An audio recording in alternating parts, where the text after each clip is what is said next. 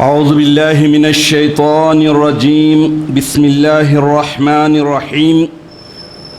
نحمده ونصلي على رسوله الكريم والمهدي الموعود عليه الصلاة والتسليم وعلى آلهما وأصحابهما أجمعين.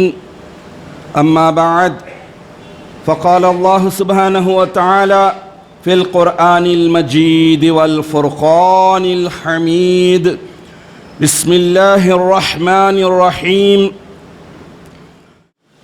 شهر رمضان الذي أنزل فيه القرآن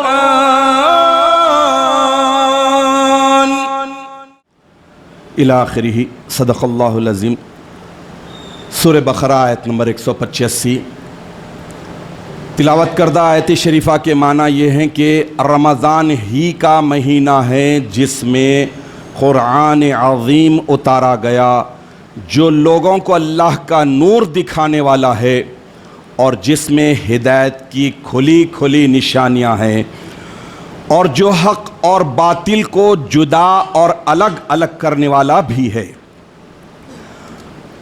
حاضرین محترم، رمضان المبارک کے اس مقدس مہینے کی فضیلتوں میں سب سے بڑی فضیلت ہے اس ماہ مقدس میں قرآن عظیم کا نازل ہونا. قرآن پاک ایک ایسی کتاب ہے جو نزول سے لے کر، نازل ہونے سے لے کر قیامت تک آنے والے سارے انسانوں کے لیے سب سے پرفیکٹ اور اپڈیٹ نظام العمل، دستور حیات، بہترین گائیڈ ہے.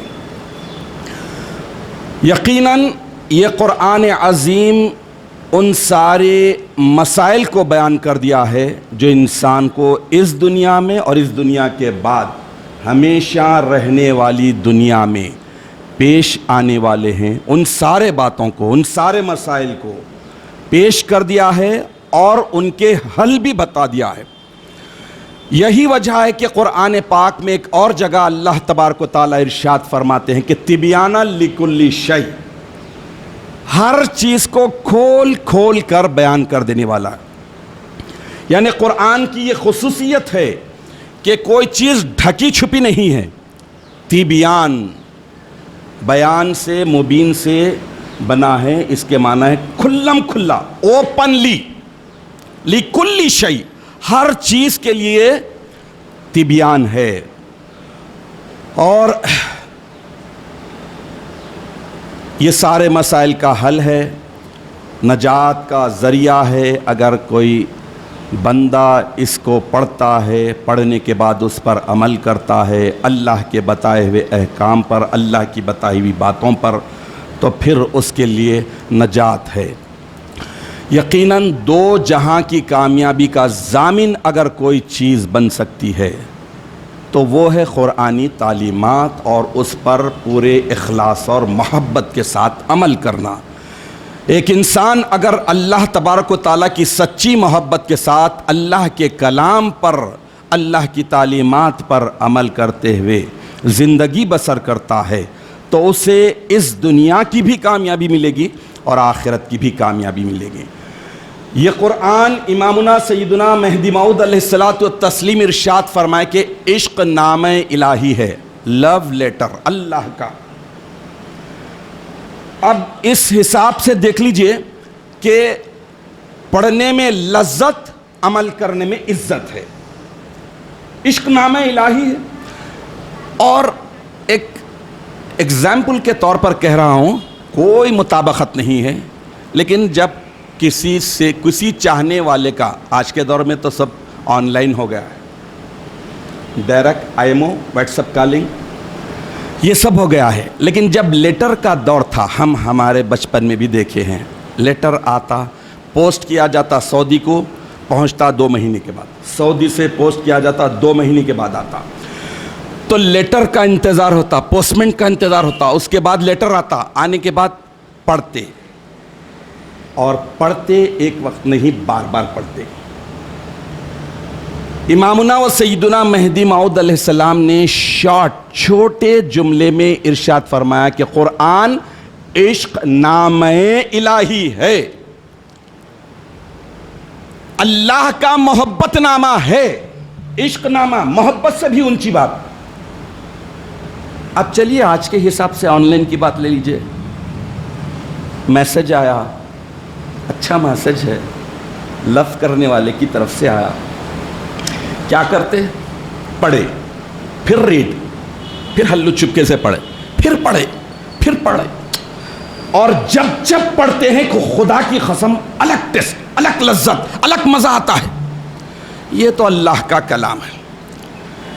جب پڑھیں گے سورہ فاتحہ 40 رکعتوں میں پڑھی جاتی ہے، اگر 5 وقت کے نمازیں پوری رکعتیں پڑھی جاتی ہے تو 40 رکعتوں میں خدا کی قسم ایکسپیرینس کر کے دیکھ لیجئے کہ ہر وقت اللہ کے حضور و شہود پریزنٹیشن کو آپ پیش نظر رکھ کر پڑھیے، ہر سورہ فاتحہ کا لذت، ٹیسٹ، مزہ آپ کو بالکل الگ ملے گا۔ پہلی رکعت میں پڑھنے والی سورہ فاتحہ کا مزہ الگ رہے گا، دوسرے میں الگ رہے گا، لیکن شرط یہ ہے یہ دماغ پورا ایک طرف رہے۔ جیسا موبائل میں اچھا پسندیدہ میسج پڑھ رہے ہیں، پورا توجہ میسج کی طرف، تو ویسے ہی یہ عشق نامہ الہی ایسا ہے کہ اس کی عظمتوں کو اگر ہم بیان کریں تو بیان ہی نہیں کر سکتے۔ قرآن پاک کی عظمتوں کے بیان کا حق صرف ایک ذات کو تھا، وہ تھی صاحب قرآن محمد عربی صلی اللہ تعالی علیہ وسلم۔ اس کے بعد جس ہستی کو تھا ان کے تابع تاموں اور ہم مقام ہستی امامنا سیدنا مہدی موعود برحق علیہ السلام کو، لیکن کچھ قرآن کی عظمتوں کو آپ کے سامنے آج رکھنے کی سعادت حاصل کرتا ہوں۔ نزول قرآن کا مہینہ ہے، تیسرا روزہ ہے۔ اگر قرآن سے ہم اٹیچ ہو جائیں، قرآن سے ہم کنیکٹ ہو جائے تو یقین جانیے جیسا کہ امامنا نے فرمایا کہ قرآن عشق نامہ الہی ہے، اس کے پڑھنے میں عزت ملے گی، اس پر عمل کرنے میں لذت ملے گی، اللہ تعالیٰ بہت فضل کریں گے۔ تو قرآن کی بے پناہ عظمتوں میں سے ایک ہی بات اس کی عظمت کے لیے یہی کافی ہے کہ یہ کلام اللہ ہے، اللہ کا کلام، اللہ کا کلام ہے، یعنی اللہ کی حقیقی صفت ہے۔ اب تھوڑا اور کھول کر میں آپ کے سامنے عرض کرتا ہوں کہ دنیا میں جو کچھ ہے، جتنی مخلوقات ہے، سب اللہ کی پیدا کردہ ہے۔ اس میں سے بہت ساری چیزیں قابل عظمت ضرور ہیں، قابل عزت ہیں، قابل توقیر ہیں، ریسپیکٹ کے قابل ہے، سب کچھ ہے، لیکن وہ اللہ کی حقیقی صفت نہیں ہے، مخلوق ہے، کریٹڈ ہے، اللہ کی طرف سے پیدا کردہ ہے۔ جیسے کعبۃ اللہ، اللہ کا کعبہ ضرور ہے لیکن پیدا کردہ ہے۔ انبیاء کرام اس روئے زمین کی سب سے مقدس ہستیاں ہیں، سب سے اعلیٰ ترین طبقہ ہے، لیکن اللہ کی مخلوق ہے۔ عالم بالا، جنت اللہ کی مخلوق ہے، قابل عظمت ہے، جنت کے باغات، جنت کی نعمتیں سب قابل عظمت ہے، سب کچھ ہے، لیکن مخلوق ہے، اللہ کی پیدا کردہ ہے۔ آسمان ہے، زمین ہے، عرش متبرک جگہ، عظمت کے قابل، لیکن مخلوق ہے، پیدا کردہ ہے۔ کرسی اللہ کی قابل عظمت ہے لیکن پیدا کردہ ہے، مخلوق ہے۔ سدرہ اللہ کا وہ مقام ہے جو اللہ کے نبی نے گئے، اس کے آگے جبرائیل بھی نہیں جا سکے، لیکن قابل عظمت ضرور ہے، اس کے باوجود اللہ کی مخلوق ہے۔ لوح و قلم یہ بھی اللہ کی مخلوق ہے، لیکن اس کے باوجود قابل احترام ہے۔ فرشتے، ملائکہ یہ بھی اللہ کی عظمت والی مخلوق ہے، سب کچھ ہے وغیرہ وغیرہ، ایسے بہت ساری چیزیں ہیں جو عظمت کے قابل ہونے کے باوجود غیر اللہ ہیں اور مخلوق ہے۔ قرآن پاک ایک واحد چیز ہے، جیسے اللہ بے مثال، اللہ کا کلام بھی بے مثال۔ اللہ جیسے غیر مخلوق ہے، ویسے ہی اللہ کا کلام بھی غیر مخلوق ہے۔ اب میں آپ کو ایک اور عظمت بتاتا ہوں کہ یہ قرآن کی عظمت، اللہ تبارک و تعالیٰ نے اس قرآن کی عظمتوں میں ایک بڑی عظمت یہ بھی رکھی ہے، بلکہ سب سے بڑی عظمت یہ بھی ہے کہ اس کا نزول وجہ تخلیق کائنات، سید المرسلین، امام العاشقین، افضل الانبیاء محمد مصطفیٰ احمد مجتبیٰ صلی اللہ تعالیٰ علیہ وسلم پر قرآن عظیم کو نازل کیا۔ تو اب اس کی عظمت اس وجہ سے بھی زیادہ ہے۔ تھے صحیفے اترے موسیٰ اور ابراہیم پر، تھے صحیفے اترے موسیٰ اور ابراہیم پر، تھی شب تیرہ میں ان کی روشنی مثل سحر، ہے محمد مصطفیٰ پر رحمت رب کریم، ہے محمد مصطفیٰ پر رحمت رب کریم، ان کی ذات پاک پر اترا ہے قرآن حکیم، تا قیامت اس کی تعلیمات عالی ہیں اٹل، تا قیامت اس کی تعلیمات عالی ہیں اٹل، اہل عالم کے لیے اب اس پر واجب ہے عمل، نام اس کا تذکرہ ہے۔ کس کا؟ قرآن کا، قرآن میں ہی آیا، نام اس کا تذکرہ ہے، نور ہے، فرقان ہے، یہ ہدا ہے، ذکر ہے، بشرا ہے، یہ تبیان ہے، سابقہ اقوام کی لکھی ہے اس میں داستان، سابقہ اقوام کی لکھی ہے اس میں داستان، ذلت و عظمت کے ہیں تحریر اسباب و نشان۔ تو یہ قرآن کی ایک اور بڑی عظمت یہ ہے کہ یہ ذالک الکتاب لا ریب فیہ، شک سے شبے سے پاک ہے، ہر طرح کے شک شبے سے پاک ہے، مکمل حقیقی ہے اور مکمل حقائق پر مبنی ہے۔ اس میں کا ایک واقعہ بھی بہت بڑی بات ہے، ایک لفظ بھی من گھڑت نہیں ہے، باطل نہیں ہے، جھوٹا نہیں ہے، شک والا نہیں ہے۔ اسی لیے اللہ تبارک و تعالیٰ قرآن پاک کی سورہ بقرہ کی ابتدائی آیت میں ہی مہر مار دی، سٹیمپنگ کر دی کہ ذالک الکتاب لا ریب فیہ، یہ وہ کتاب ہے جس میں شک شبہ کنفیوژن نام کی چیز ہی نہیں ہے۔ قرآن کی عظمت کا ایک یہ بھی ہے کہ اللہ بے مثال ہے، قرآن بھی بے مثال ہے، قیامت تک کے لیے یہ اللہ تبارک و تعالیٰ کی طرف سے اوپنلی چیلنج ہے۔ یہ صرف بات نہیں، قرآن کی ہی آیت شریفہ آپ کے سامنے رکھ رہا ہوں، سورہ بنی اسرائیل آیت نمبر 88 اللہ تبارک و تعالیٰ ارشاد فرما رہے ہیں کہ قل لَإِنِ اجْتَمَعَتِ الْإِنسُ وَالْجِنُّ عَلَىٰ أَن يَأْتُوا بِمِثْلِ هَذَا الْقُرْآنِ لَا يَأْتُونَ بِمِثْلِهِ وَلَوْ كَانَ بَعْضُهُمْ لِبَعْضٍ ظَهِيرًا، یعنی اے میرے پیارے حبیب محمد عربی صلی اللہ وسلم علیہ، آپ میری طرف سے کہہ دیجئے کہ اگر تمام انسان اور تمام جن بھی مل کر اکٹھا ہو کر جمع ہو کر اس بات پر آمادہ ہو جائے، اس بات کی پلاننگ کر لے کہ اس قرآن جیسا کوئی کلام بنا لائے، تو ہرگز اس جیسا نہیں بنا سکیں گے، اگرچہ کہ ان میں سے ہر ایک دوسرے کا مددگار ہی کیوں نہ ہو، یعنی ایک دوسرے کے سپورٹر ہو جائے، پورے دنیا کے انسانوں کی مینٹیلٹی سب ایک جگہ ہو جائے، پھر بھی قرآن کو یا قرآن جیسی کوئی چیز نہیں لا سکتے۔ یہ 1450 سال سے دنیا کے سامنے چیلنج ہے اور قیامت تک ہے۔ تو یہ بھی قرآن کی عظمت ہے۔ تو قرآن کب نازل ہوا؟ رمضان میں، رمضان المبارک کے مقدس مہینے میں۔ قرآن ہمیں دعوت دے رہا ہے کہ آؤ قرآن سے جڑ جاؤ، عظمت والے قرآن سے جڑ جاؤ تو تمہاری بھی عزت بڑھے گی۔ عزیزان محترم، رہتی دنیا تک یہ اللہ تعالیٰ کی طرف سے بہت بڑا چیلنج ہے۔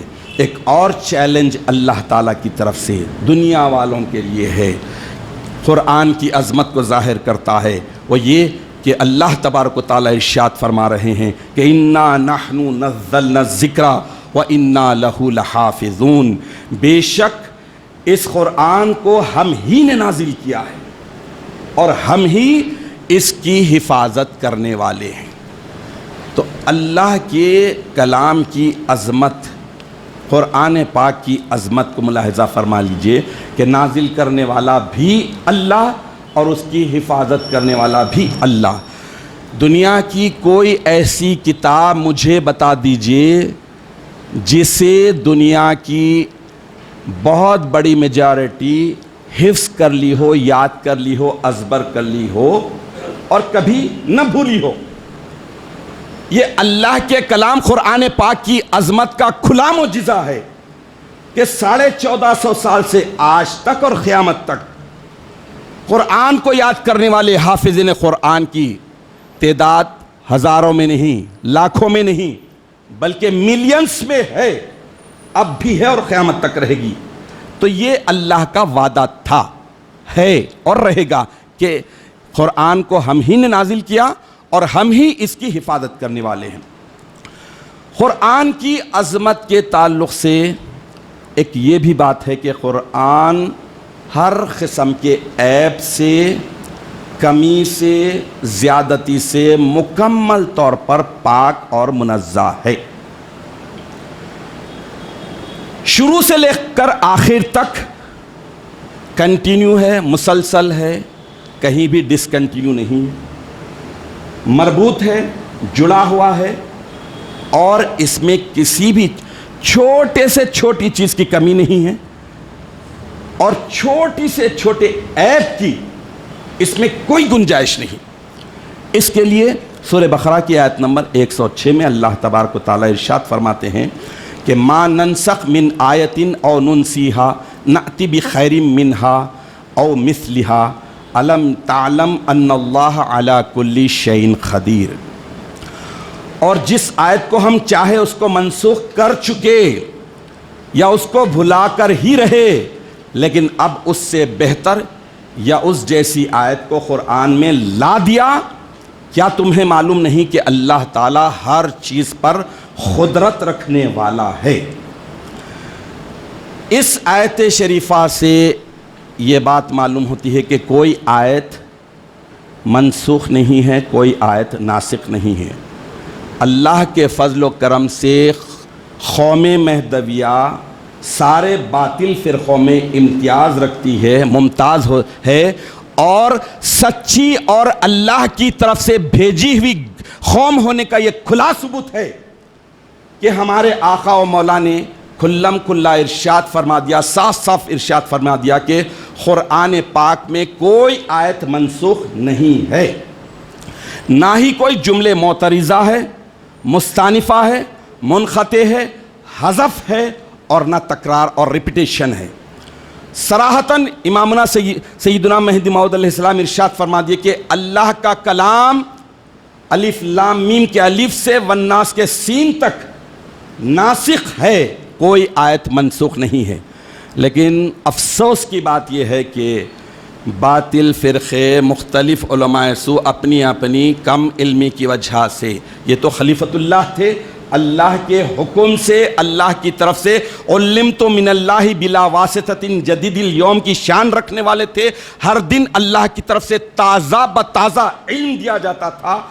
وہ خلیفۃ اللہ نے ارشاد فرما دیا کہ قرآن سارے کا سارا ناسخ ہے، کینسل کرنے والا ہے. یہ اس کی کوئی آیت کینسل نہیں ہے، منسوخ نہیں ہے. لیکن کسی نے کہا کہ اتنی آیتیں، کسی نے کہا کہ اتنی آیتیں، کسی نے کئی سو آیتیں منسوخ کہا. تو ایک مجھ جیسا کم علم انسان سوال کر سکتا ہے کہ اللہ تعالیٰ جب کلام پاک کو نازل کیا، جیسا اپنی ذات بے مثال، اس کا کلام بے مثال، اس کا کلام بھی غیر مخلوق ہے. تو معاذ اللہ ثم معاذ اللہ ثم معاذ اللہ، اگر ایک بھی آیت، ایک بھی حرف کو منسوخ کہتے ہیں تو سمجھ لیجئے کہ بھیجنے والے میں نسخ، کمی ہے، مسٹیک ہے، اللہ کی شان میں گستاخی ہوگی ہے. اللہ تبارک و تعالیٰ، آج کئی علماء الجھ کر رہ گئے، کسی آیت کو ناسخ کسی کو منسوخ کہنے لگ گئے. لیکن مہدی علیہ السلام نے آ کر ہمیں پورا کھلم کھلا واضح انداز میں بتا دیا کہ کوئی آیت ناسخ ہے نہ منسوخ. اور اللہ تبارک و تعالیٰ کا کلام شروع سے لے کر آخر تک، شروع سے لے کر آخر تک اللہ کا کلام بالکل مربوط ہے. اس میں کسی قسم کے کوئی ڈسکنٹینیو نہیں ہے، کنٹینیشن ہے. تو یہ بھی قرآن کی ایک بہت بڑی عظمت ہے. اور قرآن پاک کی عظمت میں یہ بھی بات داخل ہے کہ قرآن کا دعویٰ ہے کہ اس میں کوئی بھی بات باطل داخل نہیں ہو سکتی، غلط جھوٹی داخل نہیں ہو سکتی. تو یہ رمضان المبارک کے مقدس مہینے میں بہت ہی مختصر انداز میں قرآن پاک کی عظمتوں کے دو ایک مثالوں کو آپ کے سامنے رکھا ہوں. تو ہم ہابک بنا لیں، عادت بنا لیں کہ رمضان المبارک کے مقدس مہینے میں اپنے آپ کو قرآن سے جوڑیں. کیوں؟ اس وجہ سے کہ ہم روز اقرار کر رہے ہیں، روز عہد لے رہے ہیں، عہد کر رہے ہیں، حلف اٹھا رہے ہیں. کیا؟ کہ القرآن والمہدی امامنا، قرآن اور مہدی ہمارے امام ہے. آمنا، ہم ایمان لائے، وصدقنا، اور تصدیق کی، تصدیق بھی کر رہے ہیں، ایمان بھی لائے، تصدیق بھی کر رہے ہیں کہ یہی ہمارے امام ہے. تو اب اس کے لیے ایک چھوٹی سی مثال دے کر اپنی بات ختم کرتا ہوں کہ امام کے پیچھے نماز پڑھ رہے ہیں ایز اے مقتدی. اب امام تکبیر ہوگی، امام تکبیر تحریمہ باندھیں گے، تو مقتدی کیا کریں گے؟ وہ بھی فوری تکبیر تحریمہ باندھیں گے. یہ نہیں کہ پلٹ کے کال ریسیو کر رہے ہیں. ایک امام تکبیر تحریمہ باندھا تو مقتدی بھی تکبیر تحریمہ. امام قرات کرے خاموش سننا ہے، اگر سری ہے تو بھی خاموش سننا ہے، لیکن سورہ فاتحہ پڑھنا ہے. اس کے بعد امام رکوع میں گئے تو مقتدی کیا کرے گا؟ وہ بھی رکوع میں جائے گا، پہلے نہیں جائے گا. احادیث میں سختی سے ممانعت ہے، پہلے بھی نہیں جانا ہے، بعد میں جائیں گے. امام رکوع سے اٹھے تو مقتدی کیا کرے گا؟ اٹھے گا. پوری نماز میں امام کو کیا کرتے ہیں؟ فالو. امام جیسا کیا ویسا کرتے ہیں. اب اقرار کر رہے ہیں، عہد لے رہے ہیں، حلف معمولی بات نہیں ہے. پریزیڈنٹ آف انڈیا حلف لے لیا، لینے کے بعد چندی چور کام کر سکتا؟ نہیں کر سکتا. جیسا دستور ہے کانسٹیٹیوشن کے مطابق چلنا پڑے گا. کتنا بڑا روڑی رہن دو، گنڈا رہن دو، کچھ بھی رہن دو، جو دستور ہے ہندوستان کا اس کے مطابق چلنا. تو ہمارا دستور حیات کیا ہے؟ عہد لے رہے ہیں، عہد کر رہے ہیں، وعدہ کر رہے ہیں کہ القرآن والمہدی امامنا. تو عظمتوں والا یہ قرآن جب ہمارا امام ہے، ہم اس کو فالو کرنے والے ہیں، تو پھر کیا رمضان المبارک کے مقدس مہینے میں روزہ رہتے ہوئے بھی پوری دنیا جھوٹ بول رہی ہے، میں جھوٹ سے کیوں بچوں؟ ایسا کرنا صحیح ہوگا؟ امام کے خلاف چلے گئے. پوری دنیا دھوکہ دے رہی ہے تو کیا میں بھی دھوکہ دوں؟ امام کے خلاف چلے گئے. یہ سوچنے کی بات ہے، یہ غور کرنے کی بات ہے. امام جب مان لیے تو امام جیسا حکم دیتا، بغیر کسی چوں چرا کے، بغیر کسی وائی کے ماننا، اور ماننے کے بعد عمل کرنے کی کوشش کرنا. آدمی جب ماننے کی کوشش کرے گا، ماننے کے لیے ذہن بنائے گا، جب من ماننے کی طرف راغب ہو جائے گا تو پھر من عمل کرنے کی طرف بھی آ جاتا ہے۔ مشکل کب ہوتی ہے؟ جب مائنڈ سیٹنگ ہوتی ہے کہ ماننا ہی نہیں ہے، مشکل ہے بھائی، یہ ٹف ٹاسک ہے، میں نہیں کر سکوں گا، تو ایسی صورت میں عمل کی طرف وہ تو جائے گا ہی نہیں، تو پہلے ماننے کی کوشش کرنا۔ اس لیے جہاں جہاں قرآن پاک میں آپ تلاش کریں گے پہلے آئے گا کہ الذین آمنوا، ایمان لانے والے، ایمان لانے کی بات پہلے آئے گی، وعملوا الصالحات بعد میں آئے گی۔ پہلے ماننے کی بات آئے گی، پھر اس کے بعد عمل کی بات آئے گی۔ تو اللہ تبارک و تعالیٰ سے دعا ہے کہ الہ العالمین تو اپنے فضل و کرم سے، رسول و مہدی کے صدقے سے ہمیں جو سب سے بڑا عشق نام الہی، عظمتوں والا قرآن پاک، دستور حیات ہمارے ہاتھوں میں تھمایا ہے، اسے پورے ایمان کے نور کے ساتھ سمجھنے کی توفیق عطا فرما، اور نور ایمان سے سمجھنے کے بعد اس پر عمل کرنے کی ہمت، صلاحیت، طاقت، حوصلہ دے، تاکہ ہم اس دستور حیات کے مطابق اپنی زندگی کو ڈھال کر اس زندگی کو تیری مرضی کے مطابق گزارنے کی سعادت حاصل کریں، اور اس کے بعد ابدی اور ہمیشہ قائم رہنے والی زندگی میں کامیاب اور کامران ہو سکے۔ آمین یا رب العالمین، وآخر دعوانا ان الحمدللہ رب العالمین۔